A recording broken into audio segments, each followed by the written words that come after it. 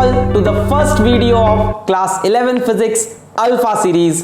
तो आज class 11 physics का हम फर्स्ट चैप्टर फिजिकल वर्ल्ड आपको पढ़ाने जा रहे हैं।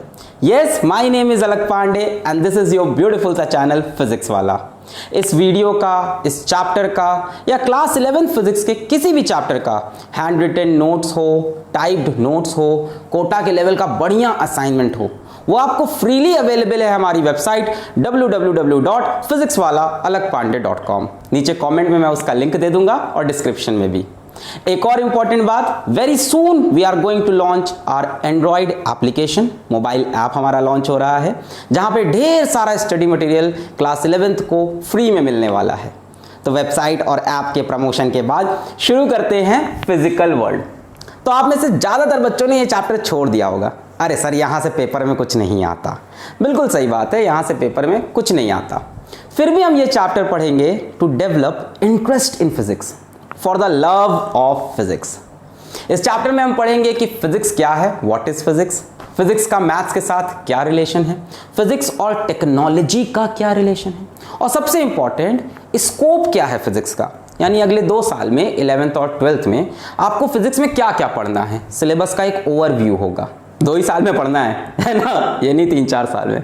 सर पहले दिन अपसगुनी बातें मत करो। तो चलो शुरू करते हैं, हेडिंग लगाते हैं। सबसे पहले बहुत ही आसान सा सवाल, व्हाट इज फिजिक्स। ओए होए, व्हाट इज फिजिक्स। अरे सर, फिजिक्स होता है ना, वो मिरर होता है अपना, वो करंट होता है, वो स्फेरिकल मिरर, रेजिस्टेंस होता है, एटम इससे बहुत बड़ी है फिजिक्स, आज समझते हैं। अगर डेफिनेशन पे जाएं, इंटरनेट पे आप डेफिनेशन ढूंढोगे तो मिलेगा, इट इज दी, किताबों में भी लिखा होगा, laws and principles that governs the universe. है ना, बड़ा सिंपल है। हो गया सर, जाए खत्म शुरू हुआ है। इस पूरे ब्रह्मांड के होने वाले जितने भी फिनोमेना हैं, उनको समझाने वाला सिद्धांत, उनको एक्सप्लेन करने वाला लॉ, उसको हम फिजिक्स बोलते हैं। जो भी हो रहा है, जो भी। जैसे इसकी एक और डेफिनेशन आपको मिलेगी, इट इज या it tell us why and how things behave, ध्यान से पढ़ना इसको, as they do. It tells us why and how things behave as they do and helps us to predict future of things। माने ये हमको बताता है कि कोई चीज क्यों हो रही है, why, कैसे हो रही है, how, और वो समझने के बाद आप उस चीज का फ्यूचर भी प्रिडिक्ट कर सकते हो। एग्जाम्पल लेते हैं, जैसे मान लो मेरे हाथ में ये मार्कर है, मैंने इसको इस हाइट से छोड़ दिया, नीचे गिरा, इस हाइट से छोड़ दिया, नीचे गिरा। तो पहला सवाल है, मार्कर नीचे क्यों गिरा, वाई। आंसर बड़ा सिंपल है, ग्रेविटी की वजह से। ठीक है। दूसरा सवाल आता है हाउ। हाउ मतलब कैसे गिरा, किस स्पीड से गिरा, किस वेलोसिटी से नीचे पहुंचा। तो ये भी आप जान सकते हो, है ना, equation of motion under gravity, है ना, v is equals to u plus at वगैरह लगा के, g की सही वैल्यू रख के, तो आपको वाई और हाउ पता चल गया। अब फ्यूचर प्रेडिक्ट करना मतलब, मान लो मैं कहता हूं इसी मार्कर को लेके आप एक बिल्डिंग पे जाओ जिसकी हाइट है 200 मीटर और वहां से ये मार्कर नीचे छोड़ दो। अब मैं पूछूं ये मार्कर जब नीचे गिरा तो उसकी स्पीड क्या है, कितने टाइम में नीचे गिरा, तो क्या आप सच में ये करोगे कि 200 मीटर लंबी बिल्डिंग पे चढ़कर ये काम करोगे? बिल्कुल नहीं। आपके पास इक्वेशन ऑफ मोशन, आप कैलकुलेट करके बता दो सर ऐसा ऐसा है। सो दिस इज प्रिडिक्टिंग फ्यूचर। एक और एग्जाम्पल लेते हैं, थोड़ा बोरिंग लगेगा क्योंकि अभी आपने वो टॉपिक पढ़ा नहीं।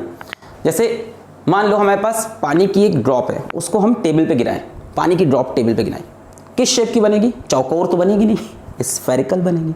तो पहला सवाल आता है कि पानी की स्मॉल ड्रॉपलेट स्फेरिकल क्यों है, व्हाई? आंसर है सरफेस टेंशन। नहीं, टेंशन नहीं लेना है तुम्हें टेंशन नहीं लेना, सरफेस टेंशन 11th में पढ़ेंगे। दूसरी बात आती है हाउ, मतलब उसका क्या रेडियस है, सरफेस टेंशन की वैल्यू क्या है। अगर ये बातें हमें समझ में आ गई तो हम फ्यूचर प्रेडिक्ट कर सकते हैं। फ्यूचर मतलब मान लो मेरे पास यहाँ पानी का एक डब्बा है, उसमें मैंने पतली सी एक स्ट्रॉ डाल दी, तो क्या होगा, पानी उसमें ऊपर आ जाता है, कैपिलरी एक्शन, है ना। इसी तरह से पेड़ पौधों में पानी ऊपर जाता है, पढ़ा होगा थोड़ा बहुत, कि एक बीकर में हमने पानी लिया, एक पतला सा ट्यूब उसमें रख दिया, कैपिलरी ट्यूब, पतला सा स्ट्रॉ, तो पानी ऊपर चढ़ गया। कितना ऊपर चढ़ा, किस हाइट तक गया, तो इसके लिए एक्सपेरिमेंट थोड़ी ना करना है, हमारे पास सरफेस टेंशन की वैल्यू, आर की वैल्यू, सारे चीज़ें हैं, लगा दिया फॉर्मूला, मिल गई हाइट। प्रिडिक्टिंग द फ्यूचर, यार क्या बता रहे हो। अच्छा मान लो हम पबजी खेल रहे हैं और हमारे सामने एक दुश्मन आ गया, एनिमीज अहेड। अब दुश्मन दूर है तो तुमने एक बंदूक ट्राई की, नहीं मरा, दूसरी बंदूक ट्राई की, एकदम परफेक्ट मरा।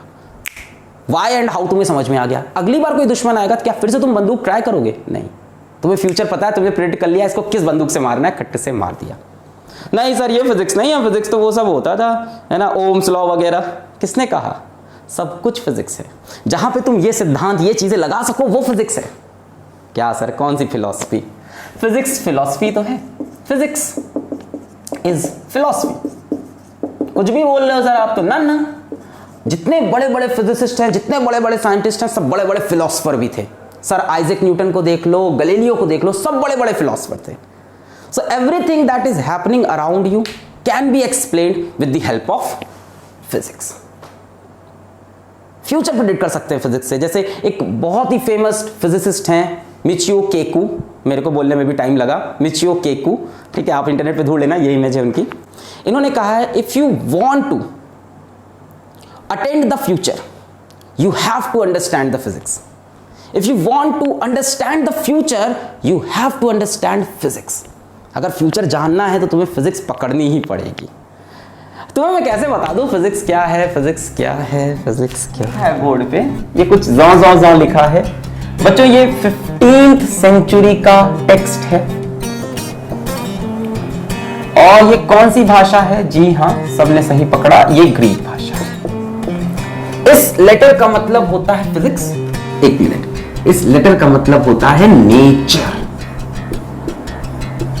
और कहा जाता है कि फिजिक्स इन लेटर्स से ही डिराइव हुई है। क्या है फिजिक्स? एनसीईआरटी हमसे पूछती है what is physics? Physics is nature. जिस वर्ड का मतलब नेचर है उसी वर्ड से डिराइव हुआ फिजिक्स। मैं तुम्हें कैसे बताऊं व्हाट इज फिजिक्स? कैसे बताऊं व्हाट इज फिजिक्स? ये दिन और रात का होना, ये गर्मी ठंडी बरसात का होना, वो इंद्रधनुष का बनना, वो समुद्र में लहरों का बनना, वो ज्वालामुखियों का फटना, वो तुम्हारी चाय को गर्म करना और वो तारों का ठंडा होना, ये आवाज मेरी जो तुम सुन पा रहे हो और ये लाइट जो तुम देख पा रहे हो, ये घर में जो पंखे चल रहे हैं, ये घर में जो टीवी की स्क्रीन पे इमेज बन रही है, ये सब एक्सप्लेन हुआ है बाय फिजिक्स। थोड़ा शायराना हो गया, क्या करें, इतना तो बनता है फिजिक्स के लिए। फिजिक्स इज द लॉज और the physics is laws that explain what? Everything. Laws that explain the physical world. ये आसपास की दुनिया को समझाया जिसने, वो है physics. Physics is basic laws of nature. Science सच है कि गॉड सच है, इस पे आर्ग्यूमेंट नहीं होना चाहिए। शायद ये दोनों चीजें एक ही तरफ जा रही हो, दोनों एक ही चीज है। That is physics. Physics is love for me. अच्छा सर, फिजिक्स इज लव? हमें तो नहीं लगता सर, हमें तो कॉन्सेप्ट समझ में नहीं आते, न्यूमेरिकल बनते नहीं है। ऐसा इसलिए हो रहा है क्योंकि अभी तक तुमने फिजिक्स को अपना दिल नहीं दिया। दिल तुमने दिया है ऊषा को, पुष्पा को, सुस्मिता को तुमने अपने दोस्त को दिल दिया है जो कि अकेले जाके कैंटीन में समोसा खाता है। उस बंदे को दिया है जो तुम्हें छोड़ के चला गया। एक बार फिजिक्स को दिल दे के तो देखो, जमाने को अपना बना कर तो देखा, हमें भी तुम अपना बना कर तो देखो है ना। जैसे मान लो तुम्हें वर्ल्ड का सबसे बड़ा चेस प्लेयर बनना है तो कैसे बनोगे? कैरम खेल के, क्रिकेट खेल के? नहीं, सबसे अच्छा चेस प्लेयर बनना है तो चेस खेलना पड़ेगा।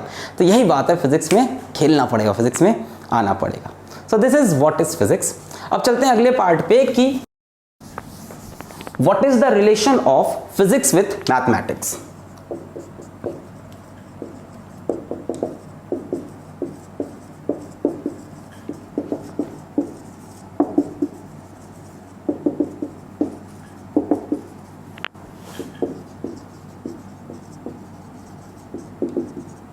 Are the two same?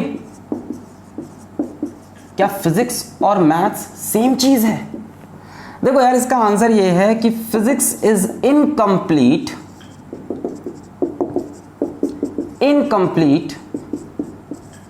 Without mathematics.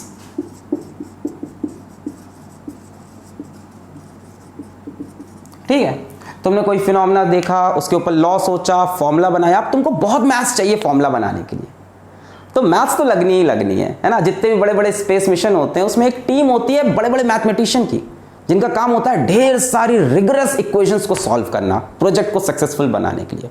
तो बिना मैथमेटिशियंस के फिजिक्स नहीं चल सकती। पर एक मिनट, मैथमेटिशियन भी तो जॉबलेस हो जाएंगे अगर फिजिक्स ना हो, उनका काम भी यही है।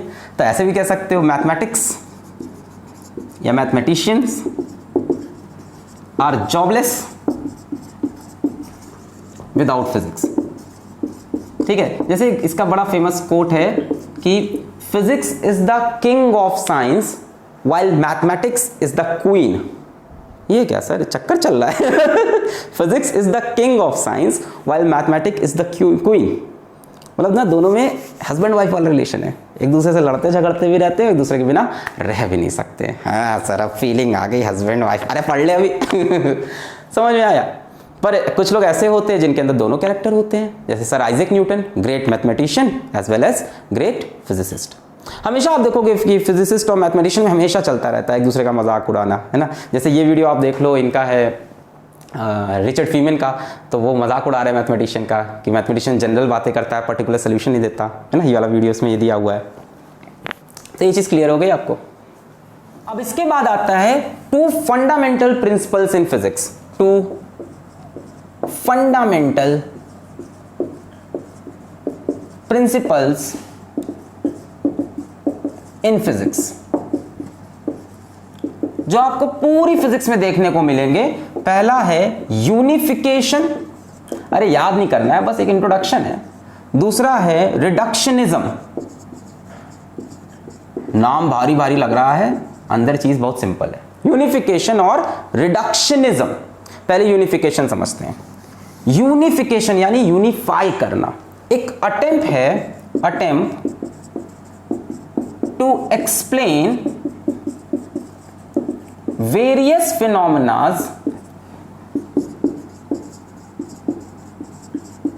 through few laws। ढेर सारे फिनोमेना को थोड़े से लॉज से समझा देना। एग्जाम्पल देते हैं, जैसे मान लो इस मार्कर का फ्री फॉल, ग्रेविटी, ग्रेविटेशन। अर्थ का सन के अगल बगल घूमना, ग्रेविटेशन। सैटेलाइट्स का अर्थ के अगल बगल घूमना, ग्रेविटेशन। तो एक यूनिवर्सल लॉ ऑफ ग्रेविटेशन है जिसकी वजह से ये सारे फिनोमेना आप एक्सप्लेन कर सकते हो, है ना। यूनिफाई कर दिया। जैसे हमने कौन कौन से फिनोमेना कहे, फ्री फॉल ऑफ, मार्कर की जगह एप्पल लिख लें, फ्री फॉल ऑफ एप्पल। ठीक, फिर हमने क्या बोला, motion of planets around sun, और क्या बोला हमने, motion of satellites around planets. ये सारे फिनोमेनाज हम एक्सप्लेन कर सकते हैं with the help of universal law of gravitation. ये भी सर आइजैक न्यूटन ने ही दिया था, यूनिवर्सल लॉ ऑफ ग्रेविटेशन। शायद आपको याद हो, इसका फॉर्मूला पढ़ रखा हो आपने, F is equals to G m1 m2 upon r square. ये एक पर्टिकुलर फॉर्मूला या एक पर्टिकुलर लॉ से सारे फिनोमेना एक्सप्लेन हो रहे हैं, इसको बोलते हैं यूनिफिकेशन। फिजिक्स में हम ट्राई करते हैं कि यूनिफाई हो जाए ना, ढेर सारी चीजों को कलेक्ट करें और उसको किसी एक पर्टिकुलर लॉ से समझा दें। इसका दूसरा एग्जाम्पल देते हैं, अभी आपने पढ़ा नहीं है वो लॉ, पर देते हैं, ये समझ में आया। एक दूसरा देखो, दूसरा है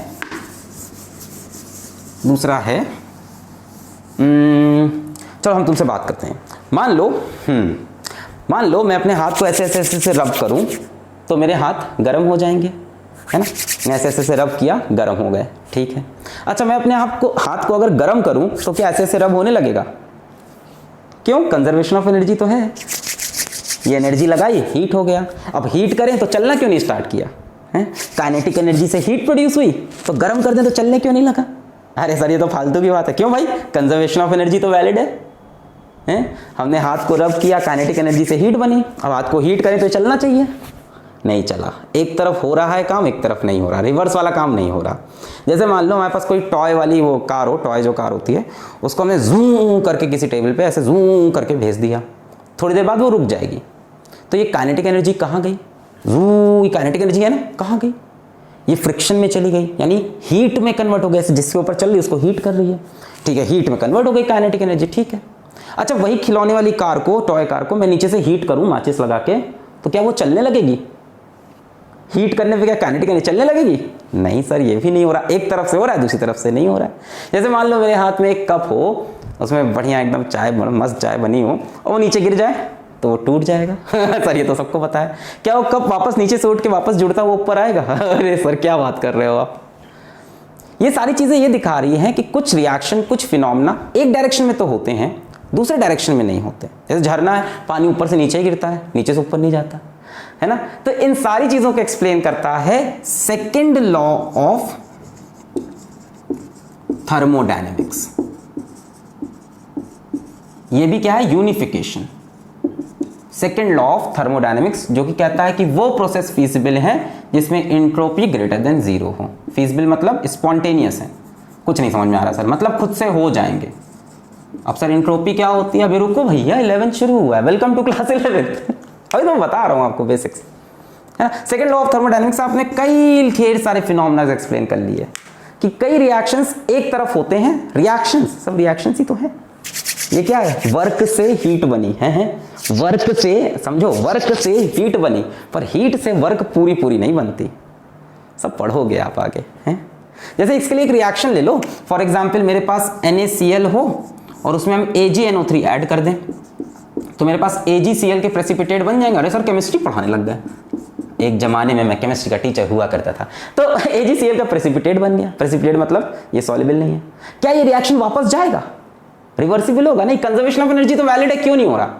यही है सेकंड लॉ ऑफ थर्मोडायनेमिक्स, जो बताता है कि हर प्रोसेस एक डायरेक्शन में होना चाहता है, दूसरे डायरेक्शन में नहीं होना चाहता है ना। तुम्हारे पापा तुमको कस के डांटते हैं, तुम पलट के डांट पाते हो? नहीं, है ना। बदमाशी करो, घर से बाहर निकाल दिए जाओगे, तुम निकाल नहीं ना, समझ है ना। हर रिएक्शन एक तरफ होता है, एक तरफ नहीं। इसको बोलते हैं second law of thermodynamics. Energy की कोई कमी नहीं है, एनर्जी दोनों तरफ बराबर लगनी है। कंजर्वेशन ऑफ एनर्जी वैलिड है, फिर भी वो प्रोसेस नहीं हो रहा। तो इस तरह से बहुत से ऐसे फिनोमेना हैं जो एक्सप्लेन हुए second law of thermodynamics. Unify कर दिया। एक बहुत ही ग्रेट साइंटिस्ट हैं स्टीफन हॉकिंग सर, नाम तो सुना होगा आपने। उनकी ये थ्योरी ऑफ एवरीथिंग, वो कहते थे यूनिवर्स में जितनी भी चीजें हो रही हैं, जितनी भी, सब मेरे को दो, मैं एक लॉ से एक्सप्लेन करेगा। और एक लॉ उनको मिला नहीं, बट जो सबसे क्लोजेस्ट था, second law of thermodynamics, the theory of everything उनकी किताब थी, उसमें इसी को वो कह रहे थे। समझ में आ रहा है? जैसे मैक्सवेल ने भी ये काम किया हुआ है, ग्रेट मैक्सवेल ने भी ये काम किया है। मैक्सवेल ने अपनी 4 इक्वेशंस दी। कितनी?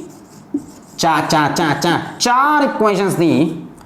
4 इक्वेशंस में एक इक्वेशन से एक पूरा ब्रांच फिजिक्स का उड़ा दिया। एक इक्वेशन से एक इक्वेशन उनकी एक्सप्लेन करती है कंप्लीट इलेक्ट्रोस्टैटिक्स। हैं सर क्या क्या नाम ले रहे हो, अभी बताते हैं। जैसे चार्ज वगैरह होते हैं, पता है ना, 2 पॉजिटिव चार्ज है रिपेल करेंगे, like charges repel, unlike charges attract, ये सब सारी चीजें। चार्ज के अगल बगल उनकी फील्ड होती है, ये सब जितनी भी चार्ज कीजिए। रुका हुआ चार्ज, स्टैटिक्स मतलब खड़ा चार्ज। तो रुके हुए चार्ज के जितने फिनोमेना हैं वो मैक्सवेल की एक इक्वेशन से एक्सप्लेन हो जाते हैं। जितने फिनोमेना आप पढ़ोगे इलेक्ट्रोस्टैटिक्स के, आपके किताब में एक ही चैप्टर है, बहुत लंबा चलेगा। मैंने 17 वीडियो बनाए इलेक्ट्रोस्टैटिक्स के, और उस वीडियो, हर वीडियो में जो भी फिनोमेना है वो एक्सप्लेन हो सकता है मैक्सवेल की एक इक्वेशन से। इस तरह से मैक्सवेल ने अपनी एक दूसरी इक्वेशन दी, इक्वेशन नंबर 2, इसको भी एक इक्वेशन कहते हैं। इससे मैंने एक्सप्लेन किया कंप्लीट इलेक्ट्रोडायनेमिक्स। आप समझ ही गए होंगे, इलेक्ट्रो दोनों में है। इलेक्ट्रो मतलब कुछ इलेक्ट्रिसिटी, चार्ज से रिलेटेड। स्टैटिक्स मतलब होता है रुका हुआ, डायनेमिक्स मतलब चलता हुआ। तो चलते हुए चार्ज की जो भी प्रॉपर्टी है, चलता हुआ चार्ज मतलब करंट। जब चार्ज चलता है तो करंट बनता है। तो करंट से रिलेटेड जितने भी लॉ हैं, आपने शायद ओम्स लॉ पढ़ा हो, अभी किरचॉफ लॉ आपको पढ़ना है, जितने भी फिनोमेना हैं सब एक्सप्लेन हो सकते हैं मैक्सवेल की एक इक्वेशन से। फिर मैक्सवेल ने दी अपनी तीसरी इक्वेशन। अरे सर क्या काम किया इन्होंने। तीसरी इक्वेशन, इससे इन्होंने एक्सप्लेन किया कंप्लीट मैग्नेटिज्म, लो पूरा मैग्नेटिज्म उड़ा डाला एक इक्वेशन से, पूरा मैग्नेटिज्म। मैग्नेटिज्म में जितने फिनोमेना हैं, जितने भी लॉज हैं, bio-Savart's law, ampere circuital law, जितने भी लॉ, अभी लॉ नहीं सुने होंगे आपने, सब उड़ा डाला एक इक्वेशन से। और लास्ट में इन्होंने एक इक्वेशन और दी जिससे इन्होंने पूरी इलेक्ट्रोमैग्नेटिक वेव उड़ा डाली। इलेक्ट्रोमैग्नेटिक वेव के जितने भी फिनोमेना थे that can be explained with one equation. तो 4 इक्वेशन से इन्होंने क्या उड़ाया, पूरा इलेक्ट्रोडायनेमिक्स, इलेक्ट्रोमैग्नेटिज्म कह लो, इलेक्ट्रोमैग्नेटिज्म उड़ा दिया पूरा, इलेक्ट्रिसिटी और मैग्नेटिज्म सब उड़ा दिया। इसको बोलते हैं यूनिफिकेशन, कि किसी एक इक्वेशन से हम सब कुछ एक्सप्लेन करते हैं। उन 17 वीडियो में इलेक्ट्रोस्टैटिक्स के जितने भी phenomena that can be explain with one single equation, this is called unification. And physics teachers you this, ये फिजिक्स हमें सिखाता है यूनिफाई करना। ठीक है, अब समझ आया, कोई बहुत बड़ी चीज नहीं यूनिफिकेशन, लोग जिंदगी में भी करते हैं, है ना, ये गंदा लड़का, ये गंदा लड़का, ये गंदा लड़का, ये गंदा लड़का, कुछ ये सुंदर लड़की, ये सुंदर लड़की, ये सुंदर लड़की, सुंदर लड़की, कुछ सर लड़कियां तो सारी सुंदर लगती हैं। चलो वापस आओ। सर पहले ही लेक्चर में आपने तो दिमाग भटका दिया, कल मैं जाऊंगा अनन्या को प्रपोज करूंगा। अरे कहाँ जाओगे लॉकडाउन में, घर में बैठ के पढ़ो। दूसरा प्रिंसिपल है रिडक्शनिज्म। सर ये अनन्या कौन है? रिडक्शनिज्म, चुप रहो, बातें बाहर नहीं आनी चाहिए।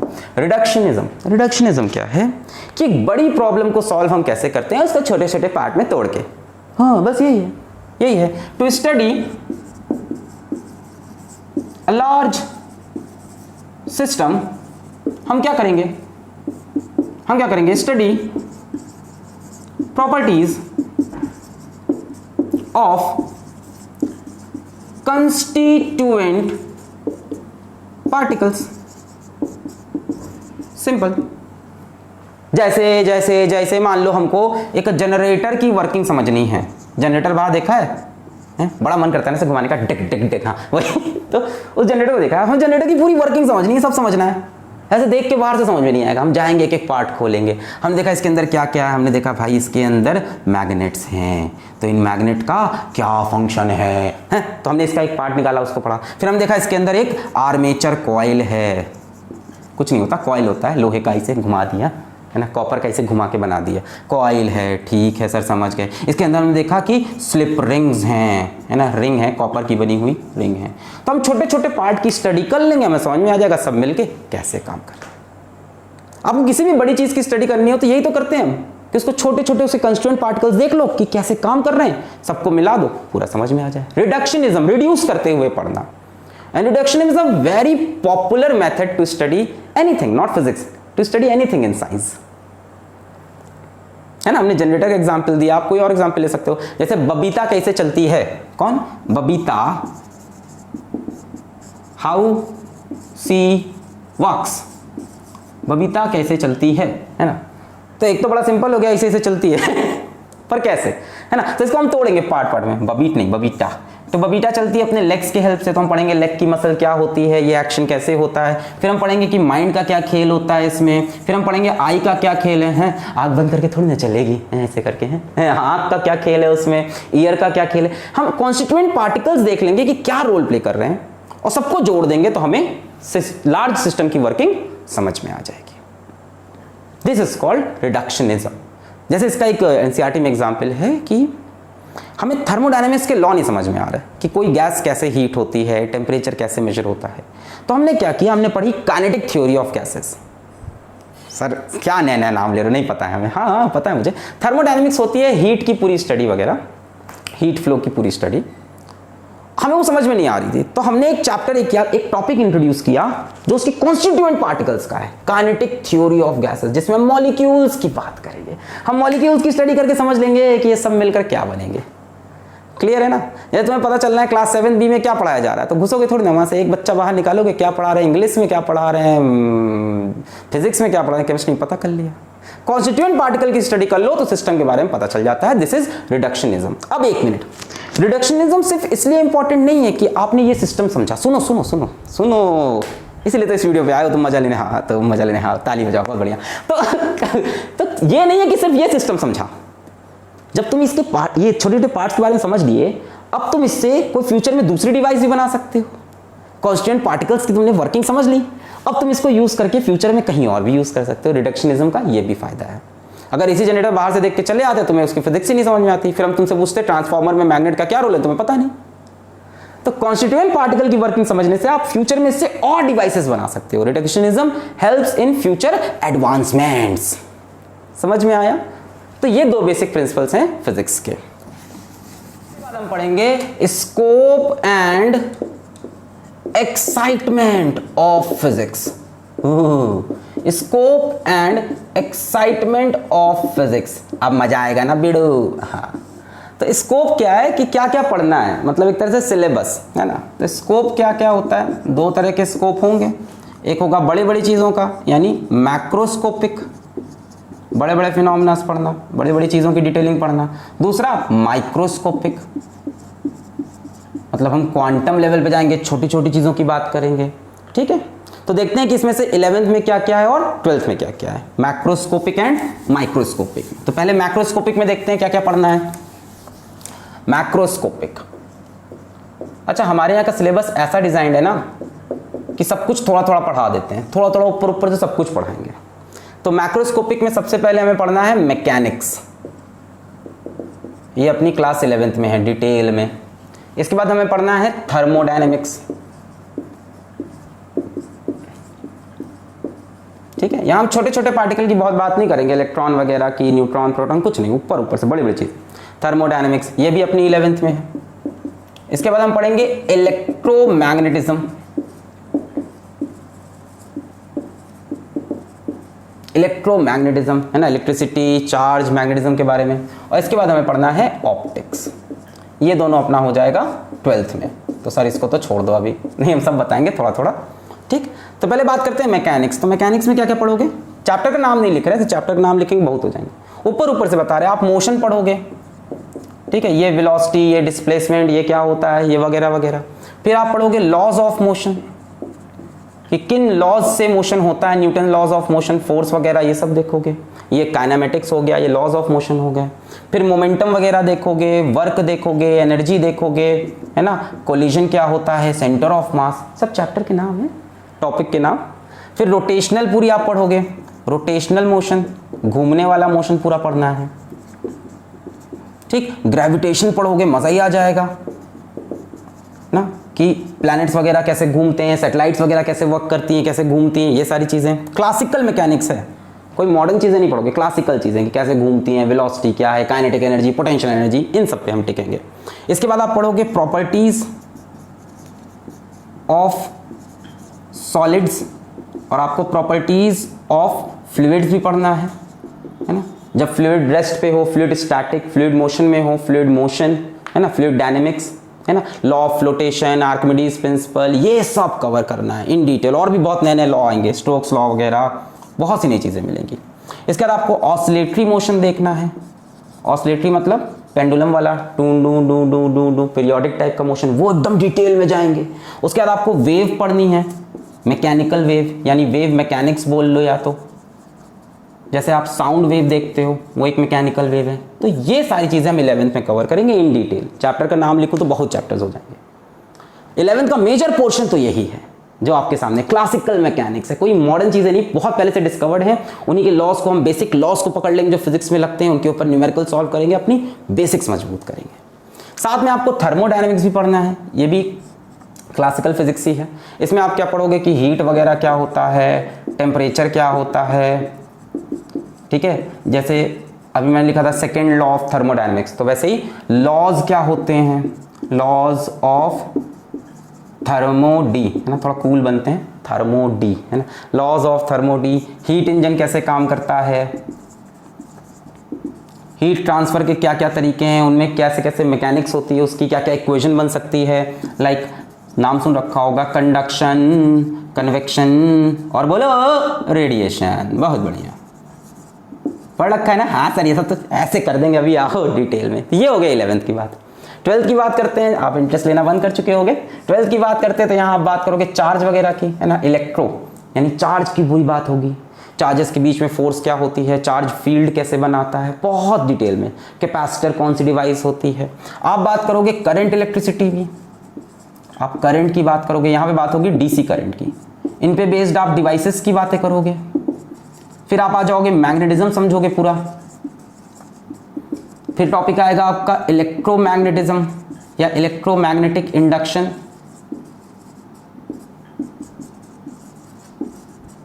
इसमें क्या होगा, इलेक्ट्रिसिटी मैग्नेटिज्म मिल जाएगा।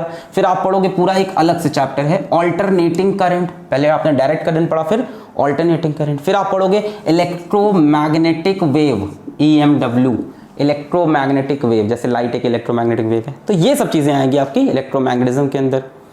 फिर आपको पढ़ना है ऑप्टिक्स। ऑप्टिक्स में क्या, लाइट की कहानी होगी। तो आप पढ़ोगे रिफ्लेक्शन। रिफ्लेक्शन में आप पूरी मिरर की कहानियां समझोगे। देख रहे हो बड़े बड़े ऑब्जेक्ट हैं यहाँ, आप ध्यान से देखो, सब बड़े बड़े ऑब्जेक्ट हैं, है ना। फिर आएगा रिफ्रैक्शन। रिफ्रैक्शन में लेंसेज की बात होगी, है ना, प्रिज्म की बात होगी, बहुत डिटेल में तो बहुत कुछ है। फिर आप इसमें भी क्या पढ़ोगे, डिवाइसेस पढ़ोगे इसमें भी, है ना, जैसे टेलीस्कोप है कैसे वर्क करता है, माइक्रोस्कोप कैसे वर्क करता है, वगैरह वगैरह। तो ये पूरा मैक्रोस्कोपिक फिजिक्स का पार्ट हुआ, जिसमें से ये आपको पढ़ना है 11th में, वो पढ़ना है 12th में। ठीक है, थोड़ा आइडिया लगा, अभी तो ये पार्ट देख रहे हो। अच्छा, फिर आता है माइक्रोस्कोपिक। माइक्रोस्कोपिक आपके सिलेबस में बहुत कम है और 11th में नहीं है, फिजिक्स में तो नहीं, 11th की केमिस्ट्री में पढ़ा है माइक्रोस्कोपिक। फिर आता है microscopic, which is very interesting और थोड़ा सा एडवांस्ड फिजिक्स लगती है। माइक्रोस्कोपिक, माइक्रोस्कोपिक को हम बोल सकते हैं क्वांटम फिजिक्स। अभी नाम लिया था ना मैंने मिचियो केकू का, वो क्वांटम फिजिक्स के ही साइंटिस्ट हैं, क्वांटम फिजिसिस्ट हैं। क्वांटम फिजिक्स, इसमें आप क्या पढ़ोगे, इसमें आप एटॉम के बारे में पढ़ो। देख लो छोटी छोटी चीजें आ गई, आप एटॉम के बारे में पढ़ोगे। इसमें आप पढ़ोगे न्यूक्लियस के बारे में, न्यूक्लियर फिजिक्स, एटम से भी छोटा, एटम के भी अंदर, न्यूक्लियस के अंदर न्यूट्रॉन, प्रोटॉन, ये सारी चीजें आप डिस्कस करोगे। इसमें आप इलेक्ट्रॉन की स्टडी करोगे, नेचर ऑफ इलेक्ट्रॉन, बहुत छोटे छोटे पार्टिकल हैं। इसमें आप नेचर ऑफ फोटॉन की बात करोगे। फोटॉन क्या होता है सर, लाइट का पार्टिकल। सुनते जाओ, अभी तो शुरुआत हुई है। लाइट का पार्टिकल, छोटा सा, पता नहीं छोटा सा कैसा, नेचर ऑफ फोटॉन।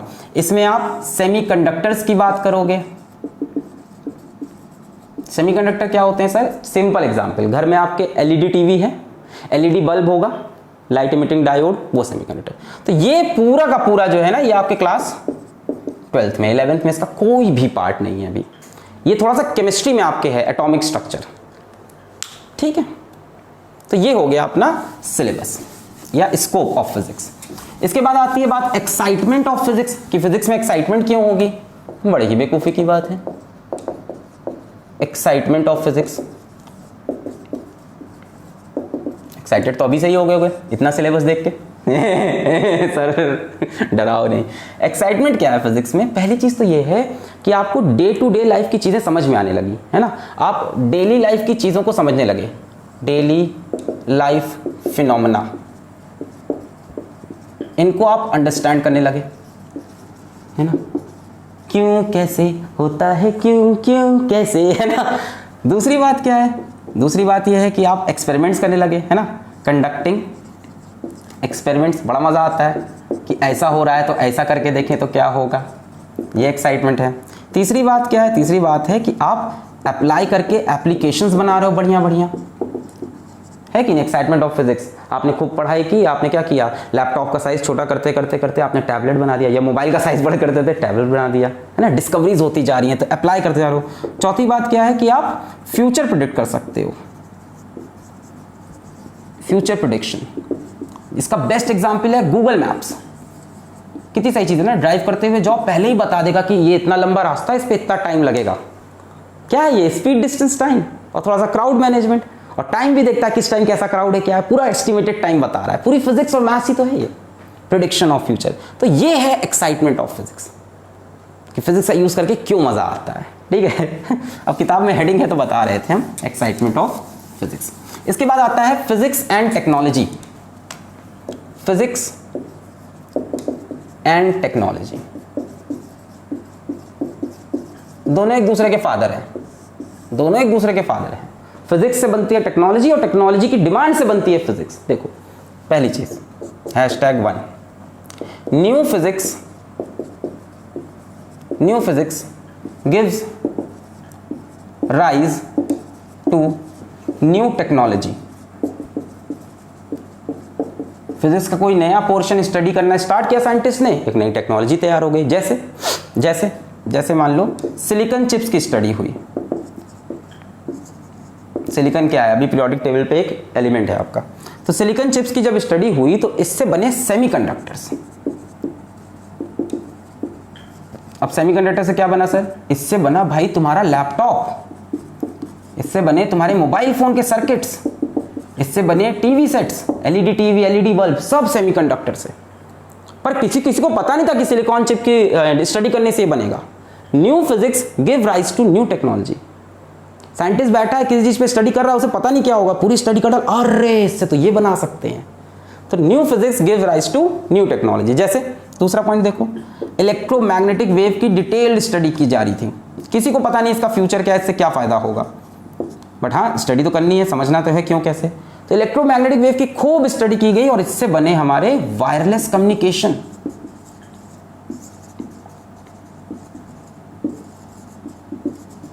ये पूरा वाईफाई वगैरह, इंटरनेट वगैरह, ये सब इलेक्ट्रोमैग्नेटिक वेव पे बेस्ड है। जैसे इलेक्ट्रोमैग्नेटिज्म पढ़ रहे थे हम लोग, या सही बताएं तो इलेक्ट्रोमैग्नेटिक इंडक्शन की स्टडी चल रही थी। ये तो एक्सीडेंटल है, एक्सीडेंटली हो गया डिस्कवर, और इससे बन गया ऑल्टरनेटिंग करंट।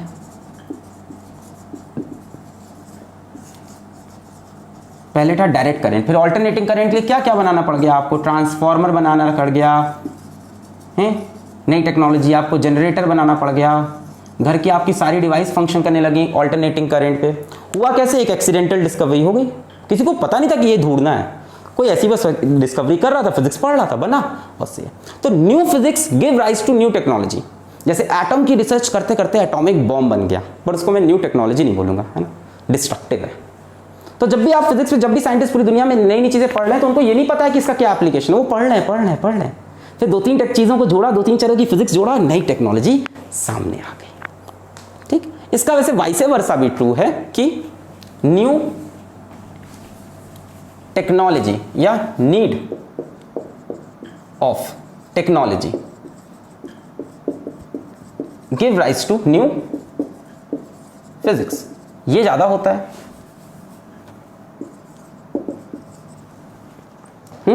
जैसे पहले हमारे टेलीविजन सेट थे, वो क्या थे, हमारे डिफ्लेक्शन बेस्ड थे, है ना, कैथोड रे ट्यूब पे, सीआरटी पे बेस्ड थे, बड़े बड़े टीवी देखे होंगे। फिर उसको करते करते हम लोग तो पतले से टीवी पे आ गया एलईडी, एनर्जी भी बचती। ये क्या है, नई टेक्नोलॉजी चाहिए थी, उसके लिए नई स्टडी स्टार्ट की। जैसे इसका एक बेस्ट एग्जांपल है स्टीम इंजन। तो स्टीम इंजन के बहुत सारे डिसएडवांटेज थे, इसको हटाना था, एक नई टेक्नोलॉजी की जरूरत थी हमें इंडस्ट्री में। स्टीम इंजन काम नहीं करते इतना बढ़िया, एफिशिएंसी बहुत खराब। तो क्या हुआ, चलो फिजिक्स पढ़ते हैं, फिजिक्स पढ़ना स्टार्ट की गई। Need of technology give rise to new physics, चलो अब फिजिक्स पढ़ते हैं। फिजिक्स में क्या पढ़ना स्टार्ट किया गया, थर्मोडायनेमिक्स पढ़ना स्टार्ट किया। थर्मोडायनेमिक्स के अंदर उनको क्या मिला, हीट इंजन मिला। हीट इंजन को उन्होंने सोचा अच्छा इसको कैसे मॉडिफाई करें, तो उन्होंने बना लिया डीजल इंजन। Problem solve. तो जब भी नई टेक्नोलॉजी की जरूरत होती है हमें नई फिजिक्स चाहिए होती है, और जब भी नई फिजिक्स पढ़ी जाती है अपने आप नई टेक्नोलॉजी बनती है, दोनों आपस में कोरिलेटेड है। ठीक, जब टेक्नोलॉजी की जरूरत होगी तभी तो इंसान फिजिक्स पढ़ेगा, और फिजिक्स पढ़ रहा है तो टेक्नोलॉजी जरूर बनाएगा, है ना। इसके बाद आता है फंडामेंटल फोर्सेस इन नेचर, है ना, ये भी एक टॉपिक आपको आना चाहिए, फंडामेंटल फोर्सेस इन नेचर। आप अगले 2 साल में जितनी भी फोर्सेस पढ़ोगे वो 4 बेसिक फोर्सेस में से ही एक होगी, उसी का एक फॉर्म होगा। 4 फंडामेंटल फोर्सेस हैं, एक है gravitational force,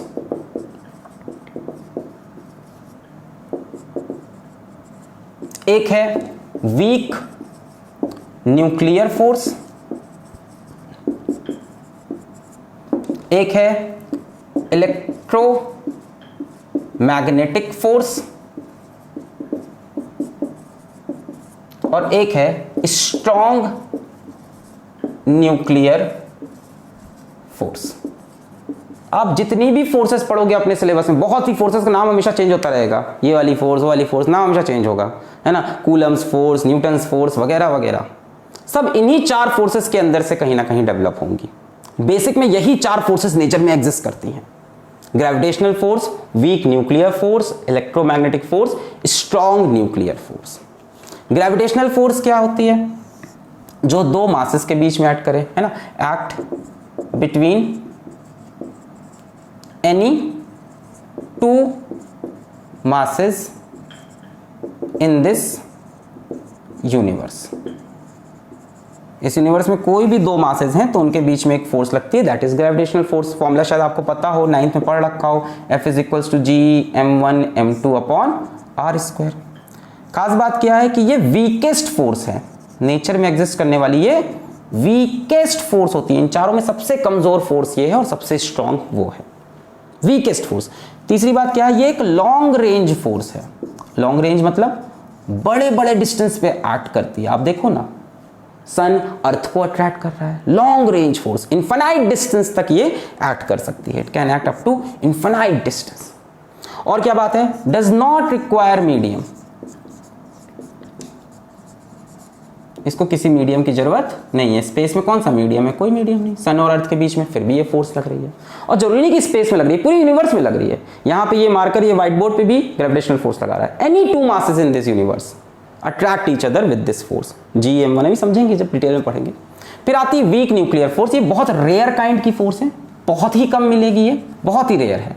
act between neutrino and other particles. अब ये जो न्यूट्रिनो है ये आपको मिलता है किसमें? न्यूक्लियर फिजिक्स में ही मिलेगा, है ना, 12th में पढ़ोगे। ये बहुत ही कम फिनोमेना मिलता है, जहां पे बीटा निकलता है। अल्फा बीटा गामा सुना है थोड़ा बहुत। जहां पे बीटा निकलता है वहां पे न्यूट्रिनो निकलता है। तो ये कहां पे मिलेगा? ओनली इन बीटा डीके, है ना। तो बहुत ही रेयरली ये फोर्स हमें मिलती है। कैसी फोर्स है ये? शॉर्ट रेंज फोर्स है, छोटे डिस्टेंस पे एक्ट करती है। न्यूक्लियर डिस्टेंस पे, न्यूक्लियस पता है ना बहुत छोटा होता है, कितना छोटा? करीब 10⁻⁻14 मीटर या 10⁻⁻15 मीटर। इमेजिन हो पा रहा है? ये 1 मीटर इतना होता है, इसको डिवाइड कर लो 10⁻15 से, एकदम छोटा। यहां पे जाके ये एक्ट करती है। और दूसरी बात क्या है कि ये वीक फोर्स है ना, इससे स्ट्रांग है बट बाकियों से वीक है। ऐसे ऐसे स्ट्रेंथ बढ़ती जा रही है, ठीक है, स्ट्रेंथ ऐसे बढ़ रही है।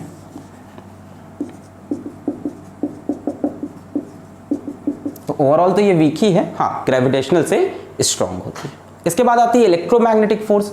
ये कहाँ एक्ट करती है? ये एक्ट बिटवीन चार्जेस। ये चार्जेस के बीच में लगती है, चार्ज पार्टिकल के बीच में, है ना। 2 प्लस प्लस रिपेल करते हैं, माइनस माइनस रिपेल करते हैं, प्लस माइनस अट्रैक्ट करते हैं। ये वहाँ पे अपना गेम खेलती है। ये कैसी फोर्स होती है? ये एक स्ट्रॉन्ग फोर्स है ना, सेकेंड स्ट्रॉन्गेस्ट फोर्स है।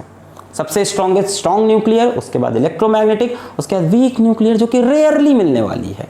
कहाँ मिलनी है? रेयरली। ये अपने सिलेबस में है ही नहीं कहीं, बताएं तो 12th में थोड़ा बहुत देखोगे। और फिर ग्रेविटेशन सबसे वीकेस्ट फोर्स है। अच्छा, इलेक्ट्रोमैग्नेटिक फोर्स की बात करें तो ये कैसी है? ये फिर से लॉन्ग रेंज है। भाई इसके तो नाम में न्यूक्लियस जुड़ा था, यानी न्यूक्लियस तो छोटा सा होता है, तो शॉर्ट रेंज है, सिर्फ न्यूक्लियर डिस्टेंस में ही एक्ट करती है, दूर दूर एक्ट नहीं करती है।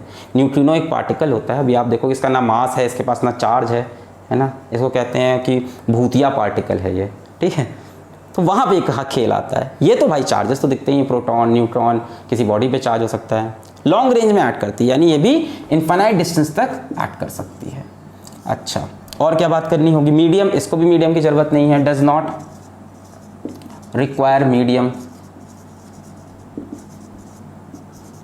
और ये एक स्ट्रॉन्ग फोर्स में काउंट कर सकते हो आप इसको, स्ट्रॉन्ग फोर्स में, वेरी स्ट्रॉन्ग, बस न्यूक्लियर फोर्स से थोड़ी सी कम। लास्ट आती है स्ट्रॉन्ग न्यूक्लियर फोर्स। ये पढ़ोगे 12th में आप। स्ट्रॉन्ग न्यूक्लियर फोर्स कहाँ ऐड करेगी? बिटवीन, ये भी न्यूक्लियस के अंदर, between neutron neutron, proton proton, proton neutron. भाई सबको पता है ना न्यूक्लियस के अंदर क्या होता है? Neutron proton neutron proton proton neutron, यही सब होता है। तो न्यूक्लियस के अंदर सब आपस में साथ साथ चिपक के बैठे भी हैं। भाई 2 प्रोटॉन पे कैसा चार्ज है? Positive positive. बता रहे क्या क्यों लगती है? भाई न्यूक्लियस क्या है? एटम के अंदर छोटा सा न्यूक्लियस है, उसके अंदर 2 प्रोटॉन है, मान लो 2 हैं, 10 हैं, तो 2 प्रोटॉन पे पॉजिटिव चार्ज रिपेल करेंगे कि नहीं? रिपेल करेंगे कि नहीं? इलेक्ट्रोमैग्नेटिक फोर्स लगेगी कि नहीं? रिपेल करेंगे। तो न्यूक्लियस को टूट जाना चाहिए, पर न्यूक्लियस नहीं टूटता because of this strong nuclear force, है ना। ये बनाने वाले ने, जिसने भी, क्रिएटर ने, गॉड ने, अल्लाह ने, भगवान ने, एक हनुमान जी, लॉर्ड हनुमान ने एक अजीब सी इनको फोर्स दे रखी है कि चिपके रहो। हमें पता है प्रोटॉन प्रोटॉन आपस में रिपेल करता है क्योंकि दोनों पॉजिटिव चार्ज है, पर वो रिपल्शन की फोर्स कम होती है compare to strong nuclear force. Proton proton आपस में रिपेल करता है because of electromagnetic force, act between charges. ये कैसे हैं? लाइक चार्जेस हैं, रिपेल करेंगे। पर इनके बीच में एक नई फोर्स आती है जो कि अट्रैक्टिव इन नेचर है, न्यूक्लियर फोर्स। प्रोटॉन प्रोटॉन को अट्रैक्ट करता है, न्यूट्रॉन न्यूट्रॉन को, और न्यूट्रॉन प्रोटॉन को भी। अगली बात बड़ी इंपॉर्टेंट है, ये चार्ज इंडिपेंडेंट होती है,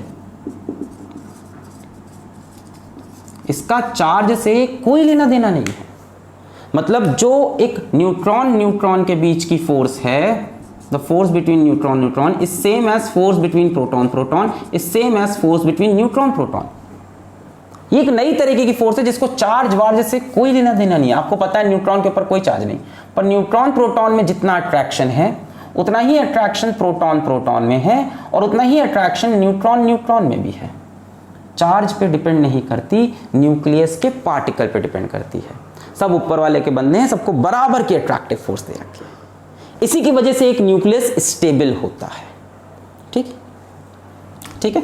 कैसी है ये? शॉर्ट रेंज है भाई। शॉर्ट रेंज तो होगी ही क्योंकि न्यूक्लियस के अंदर है, यानी इसके भी क्या हो जाएगी रेंज, 10 to the power -14 से 10 की पावर -15। एक चीज और ध्यान देना, न्यूक्लियर फोर्स इलेक्ट्रॉन पे नहीं लगती। क्यों नहीं लगती? क्योंकि इलेक्ट्रॉन न्यूक्लियस के बाहर होता है।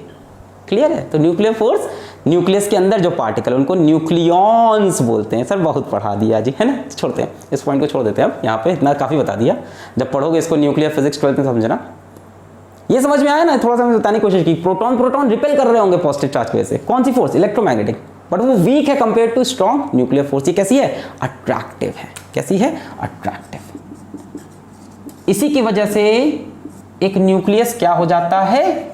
स्टेबल हो जाता है। जितनी न्यूक्लियर फोर्स, न्यूक्लियस उतना बढ़िया स्टेबल।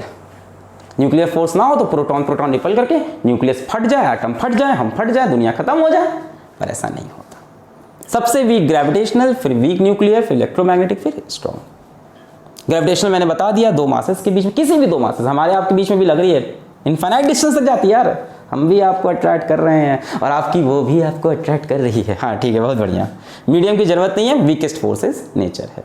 बड़े बड़े मासेस पे भी लगती है, छोटे छोटे मासेस भी लगती है, शॉर्ट डिस्टेंस पे भी लगती है, लॉन्ग डिस्टेंस पे भी लगती है। फिर आई वीक न्यूक्लियर फोर्स, ये बहुत रेयर है, मैंने बताया।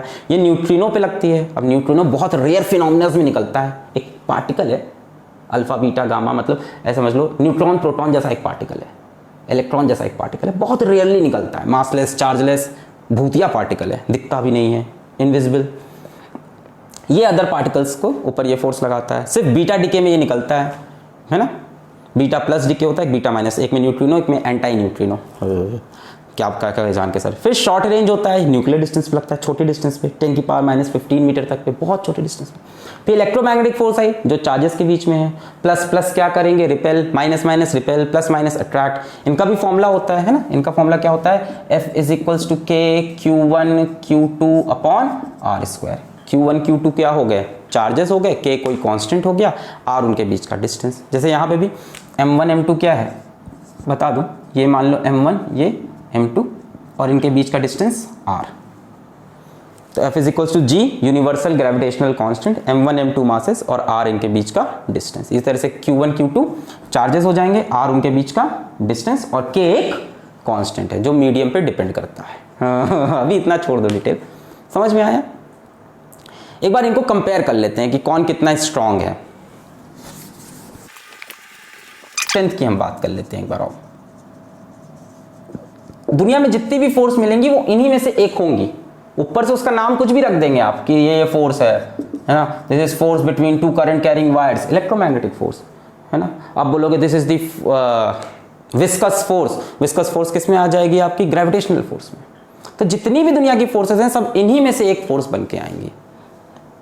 हाँ, तो स्ट्रेंथ पे बात करें, अगर ग्रेविटेशनल फोर्स को हम बोल दें, नंबर दे दें, या न्यूक्लियर फोर्स को हम नंबर दे दें 1, तो इलेक्ट्रोमैग्नेटिक इसके सामने है 10 की पावर -2, वीक न्यूक्लियर फोर्स इसके सामने है 10 की पावर -13 और ग्रेविटेशनल इसके सामने है 10 की पावर -38। समझ में आ रहा है कुछ? रेशियो प्रोपोर्शन कि अगर ये 1 है तो ये 1/100 है, तो ये 1/10 की पावर 13 है और ये 1/10 की पावर 38। इतनी छोटी है। इससे कितनी छोटी है? 1/10 की पावर 38 टाइम्स छोटी है। ये इससे कितनी छोटी है? 1/10 की पावर 2 टाइम्स, यानी 1/100 गुना छोटी। ये 1/10 की पावर 13 गुना छोटी, 1/10 की पावर 38 गुना छोटी फोर्स। इनकी रेंज की हम बात कर लें तो ये कैसी है? लॉन्ग रेंज, यानी इनफाइनाइट डिस्टेंस तक एक्ट करेंगी। ये कैसी हैं? शॉर्ट रेंज, यानी इनकी रेंज हो जाएगी 10 की पावर -14 मीटर से 10 की पावर -15 मीटर। इनकी बात करें तो ये कैसी हैं? लॉन्ग रेंज, यानी ये भी इनफाइनाइट डिस्टेंस तक एक्ट करेंगी। और ये कैसी हैं? फिर से शॉर्ट रेंज, यानी 10 की पावर -14 मीटर से 10 की पावर -15 मीटर। तो बताने को तो बेसिक फिजिक्स में बहुत कुछ है कि साइंटिस्ट के नाम बताएं, उनकी डिस्कवरी, इतना हमें लगा कि हाँ बताना जरूरी था, वो बताया। मिलते हैं, ये चैप्टर यहीं पे ख़त्म करते हैं। इसके बाद किताब से पढ़ डालो जो पढ़ने को मिले। नेक्स्ट चैप्टर पे आते हैं, units and dimension, units and measurement. पढ़ाई करते रहो। All the very best. Welcome to the alpha series.